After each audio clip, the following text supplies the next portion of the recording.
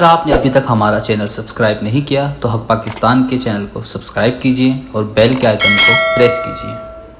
अस्सलाम वालेकुम नाज़रीन, आपका मेज़बान मोहम्मद अरफात आपकी खिदमत में हाजिर और आप देख रहे हैं हक पाकिस्तान। इस वक्त मैं मौजूद हूँ एक ऐसे सेंटर के बाहर जो कि लोगों को नशे की बीमारी से दूर करता है। इस ऑर्गेनाइजेशन का नाम गुड विल वेलफेयर ऑर्गेनाइजेशन है। इस ऑर्गेनाइजेशन की बुनियाद चंद दोस्तों ने रखी जो कि पहले ही खुद किसी न किसी नशे के अंदर मुब्तला थे।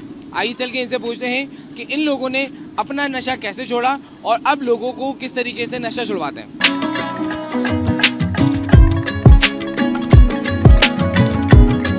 जी नाज़रीन, मेरे साथ मौजूद हैं मोहम्मद सलमान साहब और एज अ काउंसलर जो यहाँ पर पेशेंट को डील करते हैं, और अब्दुल रहमान साहब जो एज अ फाउंडर यहाँ पे काम कर रहे हैं, और भी मेंबर्स हैं इस गुड विल के जो साथ साथ काम कर रहे हैं। तो सबसे पहले तो काउंसलर साहब से बात करेंगे। मुझे बताएंगे सलमान भाई कि कितना मुश्किल है एक पेशेंट को जब वो नया आता है, क्योंकि उसके लिए ये तो जेल से कम नहीं है, तो कितना मुश्किल है? इतना मुश्किल है कि जैसे एक फ़ौजी तैयार करने में मेहनत नहीं लगती है ना, उतना एक जो नशे का मरीज़ है उसको तैयार करने में मेहनत लगती है। जब भी कोई भी बंदा नशा कर रहा होता है ना, तो उसकी दिमागी हालत बहुत ख़राब हो जाती है। उसकी एक ही सोच होती है कि मैं पैसे हासिल करूँ और नशा करूँ, तो उसकी वजह से उसका दिमाग बहुत डैमेज हो जाता है। तो हम लोग जब उसको लेके आते हैं तो वो हमसे नाराज़ भी होता है और वक्ती तौर गालियाँ भी देता है, लेकिन जैसे जैसे वो सेहतमंद होता जाता है और नशा उसके जिस्म से निकलता है तो फिर वो हमें दुआएं भी देते हैं और उनके घर वाले भी बहुत खुश होते हैं। अच्छा सलमान साहब, मुझे बताएं कि हमने तो माशरे में यही बात सुनी है कि कोई भी नशा छोड़ना है तो उसको एकदम नहीं छोड़ो, आहिस्ता आहिस्ता छोड़ो। तो क्या इसमें कितनी हकीकत है इस बात में? सर ये बात बिल्कुल गलत है। नशा करने से मर जाएगा, नशा छोड़ने से नहीं मरेगा। तो हम लोग का कॉन्सेप्ट ये है कि नशा करने से मर जाएगा, नशा छोड़ने से नहीं मरेगा। हाँ, वक्ती तौर उसकी तोड़ वगैरह होते हैं, परेशानी होती है, लेकिन अल्हम्दुलिल्लाह हमारे पास ऐसी मेडिसन है, उस मेडिसन के ज़रिए उनका इलाज किया जाता है ताकि उनको कम से कम तकलीफ़ हो। और ऐसी मेडिसन अभी ईजाद हो गई है कि तकलीफ़ उनको मतलब बहुत कम होती है। बतौर एक काउंसलर किसको आप ज़िम्मेदार ठहराओगे कि माशरे को, वालिदैन को, या उस इंसान को कि जो वो खुद नशा करता है? सर इसमें जो देखें, बचपन से ही सबसे बड़ा इम्पोर्टेंट रोल होता है पेरेंट्स का, माँ बाप का, कि आपका बच्चा बचपन से कहाँ जा रहा है। स्कूल अगर जब आप उसको भेजते हैं तो आपकी ज़िम्मेदारी है उसके साथ जाना, और वो रात को कहाँ बैठता है, किन दोस्तों के साथ।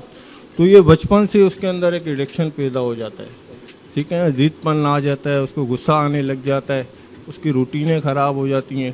तो ये सारी आदतें ना जो एक नशा करने वाले में पाई जाती है, तो फिर वो बाद में एक टाइम आके वो नशे में लग जाता है। तो सबसे इम्पोर्टेंट रोल जो होता है बच्चे के ऊपर, ये पेरेंट्स का होता है, माँ बाप का होता है। तो मैं यही कहना चाहूँगा कि अपने बच्चों को बचपन से ही मतलब नज़र में रखें, और वो जहाँ जाते हैं, जिनके साथ बैठते हैं, तो उनका बहुत ख्याल रखें।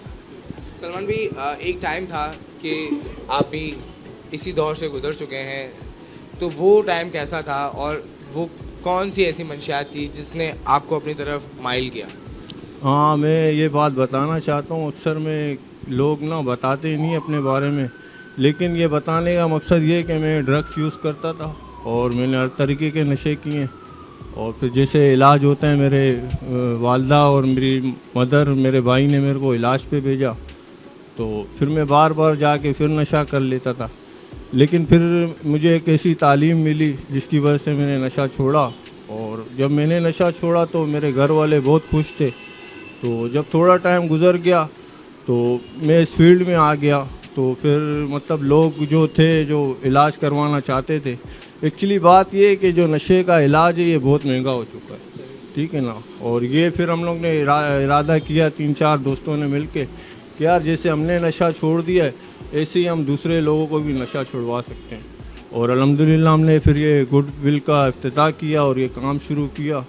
और मैं अल्लाह का बहुत शुक्र अदा करना चाहता हूँ कि देखें, काम करने का मज़ा तब है ना लोग सही हों, और मैं बहुत खुश हूँ अल्लाह की ज़ात से कि लोग ठीक हो रहे हैं। जब पेशेंट हमारे पास कंडीशन में आता है, उसकी ऐसी कंडीशन होती है कि वो अपने बस में नहीं होता, वो यहाँ तक कि हमें भी गालियाँ देते हैं और हाथ तक उठाते हैं, लेकिन हम पेशेंट को कभी भी उफ़ तक नहीं कहते, क्योंकि हमारे लिए वो पेशेंट होते हैं। हमें पता है कि ये एक ऐसी कंडीशन होती है, वो पेशेंट अपने बस में नहीं रहता, और जब उसका प्रोसेस स्टार्ट होता है तो फिर हम विज़िट भी अंदर करते रहते हैं और उनसे बातचीत भी होती रहती है कि आप कैसा महसूस कर रहे हो।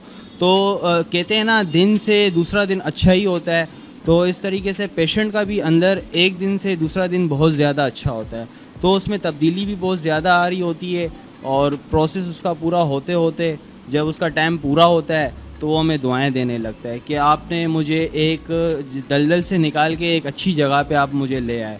तो जब वो घर जाते हैं तो उनको हम सपोर्ट सिस्टम भी बता देते हैं कि ये आपने इस टाइम पे इदारे में आना है और इस टाइम पे आपने जाना है। तो पेशेंट को हम बिज़ी रखते हैं, उस पे काम चल रहा होता है तो पेशेंट नशे की तरफ नहीं जाता। अक्सर लोग कहते हैं कि एक पेशेंट जब इदारे से ट्रीटमेंट करवा के घर जाता है वो दोबारा नशा कर लेता है, तो उसकी एक वजह होती है। वजह यही होती है कि पेशेंट का हम ट्रीटमेंट कर लेते हैं, हम तो उनको डीसी कर देते हैं, लेकिन उनको एक सपोर्ट सिस्टम नहीं देते हैं, जिसकी वजह से वो नशा करते हैं। हमारे पास सपोर्ट सिस्टम भी अच्छा है माशाल्लाह से। हम रूटीन के हिसाब से सुबह में उनको यहाँ बुलाते हैं और जैसे खाना और नाश्ता वगैरह वो यहाँ पर करते हैं वैसे ही उनकी रूटीन के हिसाब से होता है, और रात में उनको हम घर भिजवा देते हैं और जैसे रात में यहाँ पर सोते हैं वैसे ही वो घर पे सोते हैं। तो माशाल्लाह अच्छी ज़िंदगी गुजार रहे हैं और खुश हैं। और एक और सपोर्ट सिस्टम हमारे पास ये है कि यहाँ से पेशेंट जब डिस्चार्ज हो जाता है और वो मतलब उसको फिर भी लाइफ में मज़ा नहीं आ रहा, तो हमारा एक कैफ़े अब बन रहा है जो कि गुडविल के नाम से बन रहा है। वहाँ पर ये है कि फ्राइज़ वगैरह की एक शॉप हमने खोली हुई है, तो जो भी होगा ख़र्चा पानी उसका अपना वहाँ से निकलेगा और वो अच्छे से सफ़र गुजर करेगा। सर रहमान भाई, मुझे बताएं कि गुडविल वेलफेयर ऑर्गेनाइजेशन के अंदर अगर कोई हमारे व्यूवर में से किसी के घर के अंदर कोई भी ऐसा बंदा है जो नशा करता है, तो वो अगर एडमिशन लेना चाहे तो उसकी फ़ीस क्या होगी और क्या टर्म एंड कंडीशंस होंगी? देखें, हमारे पास जब पेशेंट एडमिट होता है तो उससे हम पूरी रिक्वायरमेंट पहले लेते हैं कि आप इलाज पे आए हैं, अपनी मर्ज़ी से आए हैं या नहीं आए ना। पहला सवाल तो ये होता है, पेशेंट कहता है मैं अपनी मर्ज़ी से आया हूँ, तो बहुत बेहतर होता है ना, उसमें उसके इलाज में आसानी होती है। और रिक्वायरमेंट में ये होता है उसकी 2 NIC की कॉपी होती हैं, जिसमें एक सरपरस्त हज़रात होता है और दूसरा वो खुद होता है, पेशेंट होता है। उसके अलावा रिक्वायरमेंट में ये होता है कि पेशेंट जब हमारे पास आता है तो हम उससे पूछते हैं कि कोई पुलिस केस तो नहीं है, कोई केस तो नहीं चल रहा। अक्सर ये होता है कि लोग नशे के उस पे इलाज के लिए आते तो हैं, लेकिन वो दिखावा होता है और वो अपनी मफरूरी वगैरह काट रहे होते हैं और वो इदारे की मतलब सहारा लेते हैं। तो हम पहले उनसे क्लियर वगैरह करते हैं, अगर ऐसा मसला नहीं होता तो हम उसका एडमिशन कर लेते हैं। रिक्वायरमेंट में ये होता है कि फ़ैमिली को हम बता देते हैं कि भाई अगर कोई पुलिस या एजेंसी यहाँ से ले गई तो हम ज़िम्मेदार नहीं होंगे। और पेशेंट की कंडीशन होती है, अब पेशेंट की कंडीशन के ऊपर डिपेंड करता है। बिल्कुल वीक होता है तो हम उसको नहीं रखते, हम उसको रेफ़र कर देते हैं कि भाई आप इसको ले जाओ। पेशेंट की कंडीशन के ऊपर होता है, पेशेंट ठीक होता है उसको हम एडमिट करते हैं। कंडीशन पे ये डिपेंड करता है, खुदा न ख्वास्ता अगर आपका मरीज़ किसी भी वजह से इंतकाल कर जाए तो इदारा ज़िम्मेदार नहीं होगा। तो पेशेंट एग्री करते हैं। काफ़ी फैमिलीज़ होती हैं वो ख़ुद इतनी तंग आ चुकी होती हैं, बेजार होती हैं, तो वो कहती हैं ठीक है मरा हुआ या ज़िंदा है वो हमारा है। तो हम कोशिश यही करते हैं, मरे हुए को भी ज़िंदा करना तो अल्लाह के हाथ में, लेकिन हम कोशिश करते हैं कि उसको स्टेबल करें और उसको अपने पाँव पे खड़ा करें। तो नाजरीन, ये थे गुडविल और वेलफेयर ऑर्गेनाइजेशन की पूरी टीम, जो कि कोशा है मंशियात की लानत से लगे हुए लोगों को हटाने में मेहनत कर रहे हैं। ये आवाम को सुधारने में और उन लोगों को सुधारने में जिनके सरपरस्त भी तंग है और माशरा भी तंग है। अगर आपके इर्द गिर्द भी कोई ऐसा बंदा है जो कि ढूंढ रहा है कोई ऐसा इदारा जो मंशियात से उसको आज़ादी दिला सके, तो मैं तो यही चाहूँगा कि गुडविल वेलफेयर ऑर्गेनाइजेशन से रब्ता करें, क्योंकि यहाँ का माहौल बहुत अच्छा है, फ्रेंडली है। पेशेंट को पेशेंट नहीं भाई की तरह रखा जाता है, जो कि हमने आज देखा भी। इसी के साथ अपने मेज़बान को दें इजाज़त। देखते रहिए हक पाकिस्तान, पाकिस्तान जिंदाबाद।